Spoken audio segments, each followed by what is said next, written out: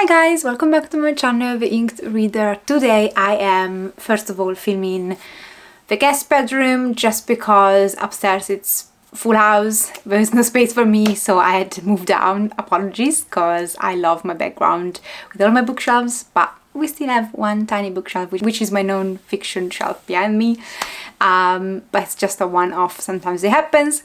And today I wanted to do a recommendation video, and especially about vampires, which are my probably favorite creatures when it comes down to fantasy, because I loved vampires so much when I started reading fantasy and urban fantasy so much when I was a teen. And the love to remain. However, I did notice that in the last years I didn't read much, and so I'm here to say to you, those are the books that growing up or as an adult sometimes I loved. However, I do want to hear also your recommendations, because I've noticed that I'd like to have read more about vampire, and I also thought it was perfect for fall as a recommendation for books for fall. I've seen a lot of these recommendations video going around about cozy or creepy books for the fall season. Now I've seen most of them at the end of August, and it's like, guys, it's still technically summer, so I'm gonna wait until it's actually fall season to post these. But now it's time for me to go through them. And I might do other videos about other creatures that I've been loving, books with a certain creature that I've been loving, like werewolves or witches and so forth. So let me know if it's something you'd be interested. And yeah, also apologies because I am not feeling the greatest. I think I've done a workout today and I lifted 2 heavy weights. So my mind said yes, and my body says, bitch, no. And so now I am actually feeling a lot of back pain and so forth. So I'll try to power through these. I wanted to start with some graphic novels and manga. However, I've noticed that manga-wise, I've not read much. And with vampires, I mean that they need to be mostly vampires focused. So there might be a million other books that contain vampires in them, but vampires are not the main creature, or is not all about vampires. And those series I've not included in here. So the only manga I could think of that I have read personally, but I would love to hear your recommendations, it's Vampire Academy. There's a shoujo manga and there is a lot of romance element in it, but I really enjoyed also the aspect about vampires and vampire hunters. I first discovered anime and then the manga, but I absolutely loved both. And the manga continues off after anime, so loved these 2 pieces. Moving on to graphic novels, one that I really liked but then struggled to find past the first volume was American Vampire. So I'm still on the lookout for the other volumes, because I would love to have kept going with this. This is a very gritty, dark fantasy, historical fiction almost, with vampires, and we mean mean vampires. I think there are definitely 2 categories of vampires. None are always nice, like even, you know, the Twilight vampires, which are vegetarian vampires, but can still get around pretty rough shit. But we know what you mean, like some vampires are more romanticized, some vampires are creature of the night, are very much the monster in the book, and those American Vampire is very much the monster in the night kind of vampire. So I really enjoyed this graphic novel, although it has been years and years and years since I've read the first volume and I don't remember exactly the plot. So I'm sitting down because my back. The only actually cute vampire I can think of, in terms of more romanticized one, if you want, the graphic novel that I can think of is Fangs. I've read this recently, I've got it in my hand so I can show you the art. This is the love story between a vampire lady and a werewolf guy. It's very short and cute, but I absolutely adored it, and I thought for fall, with a cup of hot chocolate and a blanket, you can read this in half an hour and it's just amazing. Another one that does have vampires in it is actually Snow, Glass and Apples, and this is it was very famous a few years back. It's by Neil Gaiman and Colleen Doran. So he wrote the text and she did the art. It was a revisitation of Snow White, the story. Loved this. I was absolutely breathless. So definitely worth your time. And again, it's another short one. To be fair, if you sit on the sofa with this 2, you'll be done in an hour max. And actually another one that you could read at the same time and probably still stay in an hour is When I Arrived at the Castle by Emily Carroll. Emily Carroll is one of my favorite art style when it comes down to graphic novels ever. I'll just show you the first page because I think it's the less spoilery thing I can do. And from the back it says Alice in Wonderland meets Dracula. Bloody, sensual, and bewitching. And I do agree. A very, very short one. These are all things I'm gonna revisit during fall. Just have a cozy afternoon. And so the graphic novels, I still have one to show you, but I'll do it later on because it makes sense for me to show it later on. To be fair, the reason why I have decided to make this video was because I was reading Empire of the Vampire by J. Christoph. This is an adult fantasy. I'll keep it very vague, but this is a Vampire Slayer story. So you have got, I would describe this as J. Christoph take on a bit of interview with a vampire, which I'm going to touch in a second upon, and The Name of the Wind, because you've got this very famous vampire hunter that's now been captured by vampires, and before he's executed by the vampires, they ask him to retell his history. So from when he's born to him becoming the very famous vampire hunter that he is. And I don't want to spoil anything else, but I'm gonna speak about this in my wrap-up. But this is the book that inspired this video, and I would recommend it. So while I was reading this, I realized how much I'd missed actually generally reading a good vampire book. And I remember that, although I've not done in the last few years to sit down and research or like actively look up for vampire literature, I had done that so much in the past, especially in my late teenage, young adult years. And I realized that there are so many series that actually I never finished or that I would love to finish. I generally miss the vampire as a creature because it's my favorite one. First of all, for vampires, actually, no, it's not Twilight. I think I did mention one time it was Twilight, but to be very fair, like the first time I read anything that had to do with vampires was when I was in high school, and our teacher gave me a few books for summer, and those were about very bloody vampires. I don't remember the titles, not even in Italian, so I can't tell you now in English, unfortunately, which is disappointing. But from there, I went on and read Dracula, which to these days, you might have heard me saying this, is my favorite classic, together with Frankenstein. I love Gothic literature. I loved Frankenstein, and especially Dracula. I read Frankenstein just last year, while this stuck with me since my teenagehood years. And although I do understand critics of people that think that it's a bit slow and boring, this is a very classical, it's your classical vampire. This is the vampire that then started them all. It's not the first vampire literature ever, but it's the staple upon which a lot of literature, vampire literature that we know nowadays, stands on. So Dracula, I found this edition at Waterstone, I think, which is illustrated. I need to reread this very soon. And I don't care if it's slow and dense at times, I still love Dracula to pieces, and it still chilled me to my bones. I can still remember some passages from these. It's a classic for a reason. So, said that, what happened after I read Dracula? Way before actually I read Twilight, or I don't even remember. And Twilight is not in these because I don't think I need to recommend Twilight. It's very controversial as well, in the sense that a lot of people have grown out of that. So I wouldn't necessarily sit down here and recommend Twilight, although I did love it. 16 years old, I loved it. But before I read Twilight, or just after, I went down a binge of reading everything that had to do with vampires. And of course, I could not start my epic journey with vampires with anything else apart from Interview with a Vampire. It's been more than a decade. Said that, I truly enjoyed these.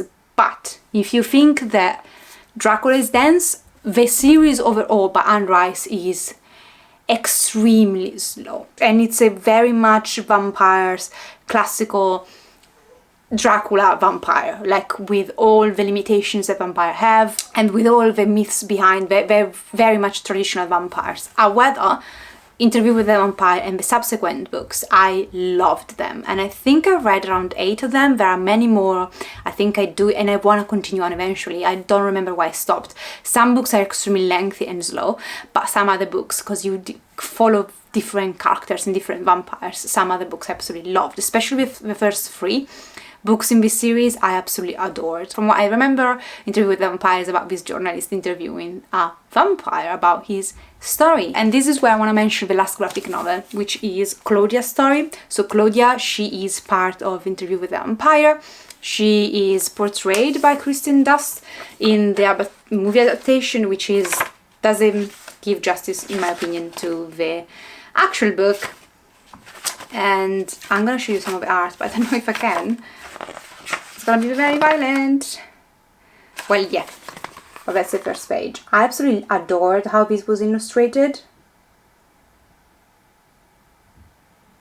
So there is Claudia's story, there is no book for this, there is only the graphic novel, so that you can integrate. So if you read Interview with the Vampire and you know about Claudia, you might want to read the graphic novel at some point if you are into graphic novels, just to let you know that there is a graphic novel. So, Interview with the Vampire, Anne Rice, I really like her. I've read the Witcher series, but I'm going to discuss this another time. But I would really recommend this if you are into literature or fiction, in a sense, not only fantasy. If you like adult fantasy, they are less necessarily action-packed, more historical, more slow, but they are more introspective, and especially about the vampire creature, the introspection that we get into this curse the vampire have to live with is extremely well detailed, and because things move slowly, you spend a lot of time with the characters and their inner turmoil. So I would really suggest Interview with the Vampire if you can put up with all of that. And at the same time, or pretty soon after, it's where my love for urban fantasy with the main focus on vampires started. And I'm not kidding, I probably read like around 100 books, urban fantasy books back in the days with vampires. Sorry, sitting down. But the one that marked the road and opened up this urban fantasy world could only be Venita Blake series. Now, I stand by Venita Blake up until book 8 to 10. After book 10, I dissolve. Like after book 10, it goes down an erotica inverted harem version of it that it's extreme to the point that the plot is sacrificed just to have sex scenes in it. And it's crazy for me because Venita Blake is basically the story of this vampire hunter. He lives in America, where actually vampires are out in the open, so they're known to the world. There is a whole hierarchy of them. They are out of rules they have to follow, and if they don't follow the rules, then there are licensed vampire hunters. Venita Blake is one of them that can actually receive a court order basically to kill them. And then you got Anita there. It's kind of a mixture between killing vampires but also having to deal with a lot of them that are not technically breaking the rules, so having to protect some of them, and a million different plot points that develops. And it's crazy for me because this series, there is a lot of sexual tension between Anita and some of the protagonists, and I really love that part, because for 8 books you don't get anything. Like, it's a very slow burning romance, extremely slow burning, and when the shit hit the fan and everything starts romantically, it just very soon goes downhill and it just becomes a huge orgy basically for books and books, which is crazy to me because it's a pity, because the plot is sacrificed. But the first 8 to 10 books, amazing plot. Like, if you're looking for like a urban fantasy full of action but without sacrificing characterizations, and with a lot of focus also on developing slowly these relationships between, you know, monsters and hunter, it's amazing, and I love that. There are also werewolf shapeshifters in these and all of that. And to these days I'm still reading very slowly the Venita Blake series, because there is a part of me that still hopes to see that badass Venita Blake shining through at some point when the sex is exhausted. So I'm still reading as a testament for how good those first 8 books were. And if you are into a urban fantasy, and I do understand that you don't want to go past the 8 books, when you know things get a bit orgy, you want to leave, that's fine, but I would still suggest the first 8 books to 10 books, definitely. If you want something a bit more spicy, and again, this is all for adults that I am mentioning thus far, I would suggest the Black Dagger Brotherhood series. These are companion books where you follow this brotherhood of vampires finding their own mates, but also they are fighting these kind of creatures that are not really, like, they are a bad versions of vampires. Like, they are not fancy not sexy vampires. So you got good vampires versus bad vampires, but all of these brothers in this Brotherhood have difficult pasts, special powers, and it's mostly a romance, but there is a lot of action in each book, and especially you got some very bad guys falling in love trope in it, and it's very good. And I've not finished the series, so I'm picking up one book now and then. However, if you're looking for more adult urban fantasy with a lot of erotic sex elements in it, that's definitely a series you want to check out. I'm gonna stick to adult, and so another adult series that I would suggest, and I really enjoyed it, it's the Charlene Canyon series. Sorry, I'm having like fog brain these days, but this is the title of the first series, and there is a True Blood, and the actual series, I loved the TV show as well, but the books were amazing. I remember I went to visit my aunt in USA, so I was there for a while and binge read these books, and these are more light-hearted, but at the same time you got the element of romance in it with action, a bit of horror-ish element, and a lot of sex in it. So there's a combination of those elements that made urban fantasy what I like, if it makes sense. But if you don't want to commit to the books, I think the series is potentially as equally good, in my opinion. It takes different turns and twists at some point because the books are more, but I really enjoyed it. I'm still a bit upset about the ending, like I don't know how I feel. So it's a series that definitely left me like, it didn't end as I was expecting. And you know, some people might hate it, some people love it. I don't know where I stand, but it's still stuck in my brain because that's not how I imagined this would turn out at all. And the same vibe, books by Janine Frost. I've not read them all, but I will continue on. I think I've read 3 of them, really enjoyed it. I think there was an element of sassy banter between the protagonists that really caught my attention. And this is another urban fantasy action with a bit of sexiness in there, and vampires and creatures in it. And Charlene Canyon series is more on the veins of a Black Dagger Brotherhood, where you've got companion books and they have all to find their mate, while the Janine Frost one I just mentioned is you got one main protagonist going on her adventures and having to deal with a vampire in the meantime. Same with Nalini Singh. Now this is also more about, there are Archangels in this, and I would say that Archangels do take a lot of the plot, so this is one that I was debating to put it on here or not, but I wanted to mention it because ultimately there are vampires and they're very prominent, but again it's the same vibe of urban fantasy, power dynamics, Archangels, vampires, hunters, love interest and so forth. And the last one, actually this has less romance in it, it's called Sunshine, and this book I don't remember much about the plot, apart from the fact that there is like the capturing of a vampire. And I remember though that this book, every time I see the cover I remember, oh, that book, I really enjoyed that. And if I remember correctly, it's an adult book, it's a standalone also, which is unusual because the majority of those ones I just mentioned are series, so you might want to check this out. It's definitely about vampires. And another one, I'm not so sure it's YA or adult, so I'm just going to put it here toward the end of the adult recommendations, would be The Last Vampire. And this is a series, and I had read many books in this series and really liked it. This takes the format a bit of one of the earliest books I mentioned, where you follow the story of this vampire and what happened to her since the beginning. But I really enjoyed this series. However, it's been honestly more than a decade since I read one, so I just put it toward the end because in my mind I enjoyed it, but I don't know exactly why, if it makes sense. Another couple of books before I move on to the YA recommendations, because I've read many of those growing up when I was younger, would be like a couple of books where I don't think, one especially is not really about vampires, but technically speaking, when you look up online vampire books, they will pop out.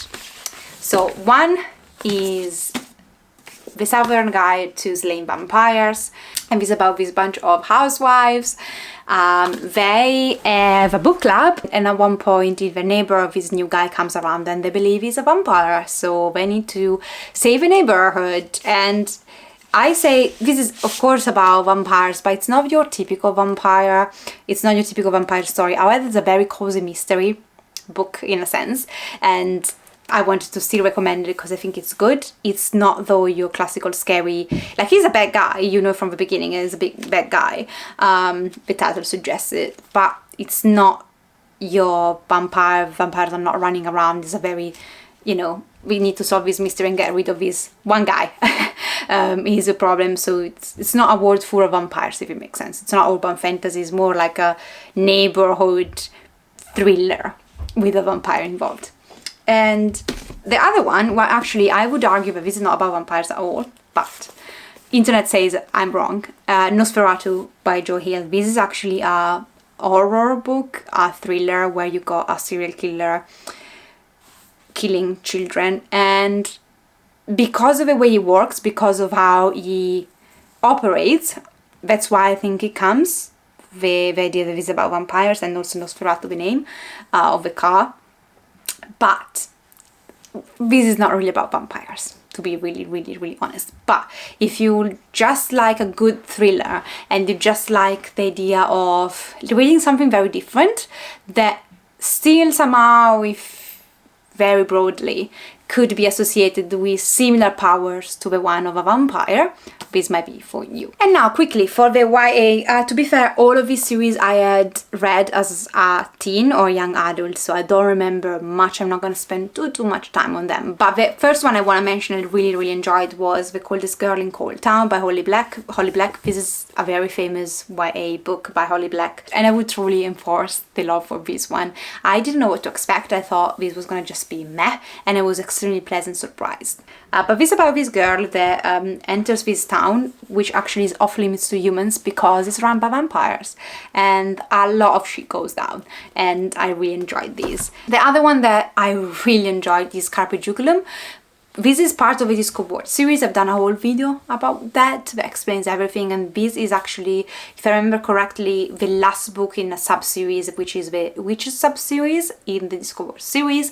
However, if you're no intentions whatsoever to read the Discord series and you're happy to pick and choose one, and you want to have like a funny, more comedic, more not silly but more light-hearted vampire story. This is a story about witches fighting vampires in a very hilarious way by Terry Pratchett, who I adore. So you might want to check this out. Marked, these are technically, especially Marked, it's not very much a good series, but it was highly entertaining. I don't know, I would probably never be able to read it now, if it makes sense, but if you know someone who's on very young side, those books are still around, and I thought the first few books were at least very entertaining. Now, of course, Vampire Academy, you don't need me to tell you what this is. It's very famous. If you're not picked it up, I think honestly that these might work for YA audience, but also an adult that really enjoys urban fantasy, and it's just, and vampires. I think this series is highly entertaining. It's highly entertaining, and it just provides the element of action, romance, and the lore in the Dark Academy style that I really enjoyed, and many of us do. Another one that was okay, I really enjoyed this, was The Glass House, and this definitely for YA audience, but again it provided a mixture of actiony with teens in a town that has a lot of creature in it, and there was a bit of a mystery, and it had a bit of paranormal vibe, like reading a paranormal book, but I enjoyed it and I read it all, and it does take turns and twists, and so for definitely probably a younger audience, but I would still suggest it. One that I really truly liked, I think this is a bit like new adult potentially, but not until the end, with the Gardella vampire series. Really enjoyed that one as well, and I thought the romance, especially in these, such a slow burn romance, but such a solid romance, such a believable romance that you honestly root for. So again, for fans of urban fantasy with romance elements in it, I would suggest this. And I'll finish this with another big love of mine when I was growing up. However, I never finished the series because I was just, after a few books, disappointed, but I should have finished it eventually. But then I fell in love with the TV series, and this is the Vampire Diaries. I think I would definitely honestly say the series is better, without doubt, but some people like me might say, I need to read the books and then I watch the series. So I do admit that I've read probably around 6 books in the series, or 5.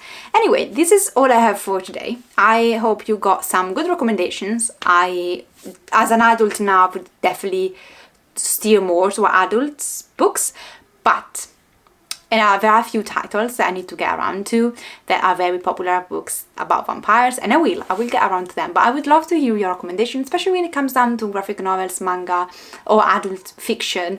I would love to hear about your recommendations. And yeah, that's it. Take care of yourself, guys. I'll see you next time. Ciao!